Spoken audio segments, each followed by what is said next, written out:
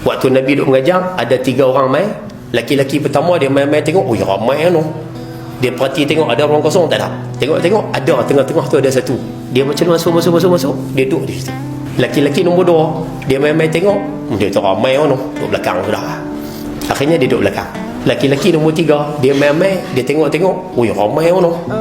Balik. Habis Nabi mengajar, Nabi kata, mau tak aku cerita kat kamu tentang 3 laki-laki hak masuk dalam majlis tadi. Nabi kata laki-laki nombor 1, dia mai tu, dia nak kepada ilmu. Sebab tu dia berusaha pulun mai duduk dalam ni. Nabi kata dia nak kepada Allah, Allah bagi pada dia ilmu yang banyak.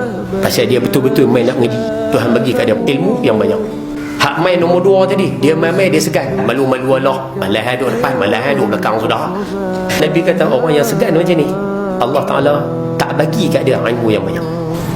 Dan yang ketiga, hak mai tengok nampak kuliah ramai, Allah balik. Nabi kata fa'awahu Allah, dia berpaling daripada Tuhan. Maksudnya dia tak mau pada ilmu, Tuhan berpaling terus daripada dia. Maksudnya Tuhan buat tak peduli terus kat dia. Ulama bahas, rupanya manusia dengan majlis ilmu ada 3 jenis ni. Ada hak betul-betul main nak mengaji, ada hak main mengaji ya lepas masa kali isyak sudah duduk biar balik bukan nak buat apa. 2. Dan hak ketiga, ada hak benci terus dengan majlis ilmu. Sebab tu cek tengok lah, kita duduk belah mana, kita duduk hak nombor 1 ke nombor 2. Kalau hak mana duduk nombor 1, Alhamdulillah, jadikan terus hidup kita ni duduk nombor 1 tu. Hak mana duduk nombor 2, upgrade. Hak mana nombor 3, kita nak minta rajin-rajin main kan. Pergi Mekah pulun nak masuk Raudah, padahal habis bayar 7,000 nak masuk Raudah. Ni Raudah free, sekupang tak ada orang keluar, dia tak main.